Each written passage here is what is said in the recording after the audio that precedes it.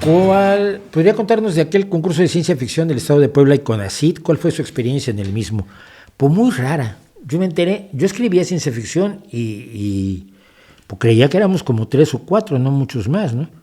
Entonces ya conocía yo a Héctor Chavarría y creíamos que éramos los dos únicos. Había otros que eran fans de ciencia ficción. Intentamos incluso hacer una asociación que fue un fracaso total. Creo que todavía sale por ahí en la Wikipedia que era PROVA, Asociación Mexicana de Ciencia Ficción.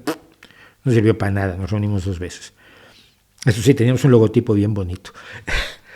Pero me enteré en 1984 que el CONACYT convocaba a este concurso de ciencia ficción. Yo ya estaba escribiendo en Revista de Revistas. Mandé un cuento, ganó. Yo me sorprendí muchísimo porque además estaba yo en Revista de Revistas cuando bajaron de la Cultural de Excelsior, donde también yo escribía en la Revista de Revistas y escribía en la Cultural de Excelsior, estuve ahí 10 años. Y bajaron de la Cultural a decirme, oye, ganaste el premio, nos acaba de llegar la nota del CONACYT. Y dije, pues mira qué sorpresa. Y bueno, fui a Puebla, recibí el premio, fue muy bonito todo y todo muy bien. Al año siguiente me nombraron jurado, junto con, fuimos jurados yo, Héctor Chavarría y Laszlo Musong, un gran compañero, gran amigo, gran poeta.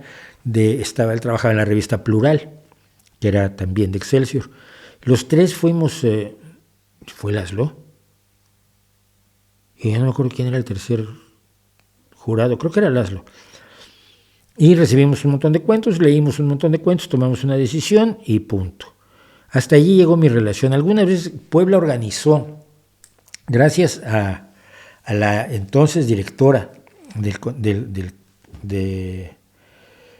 CONACYT en Puebla y una gran promotora cultural de Puebla, se hicieron convenciones de ciencia ficción, donde ya conociste un montón de gente, a Zárate y a Lobo y a Pepe Rojo y a un montón de escritores y escritoras de ciencia ficción. Yo durante años había creído que yo era el único. y se hicieron congresos en Puebla que funcionaron extraordinariamente bien. Nos conocimos, que compartimos experiencias, que los escritores nos gusta hablar entre nosotros, y poco más, no llegó a más. Durante muchos años se siguió realizando el concurso. Me dio muchísimo gusto que se siguiera realizando porque fue la semilla que disparó todo el movimiento de ciencia ficción en México, que tiene grandes exponentes. Pepe Rojo y Zárate serían los dos que yo destacaría primero que nada, pero ha habido muchos más y de muy buen nivel.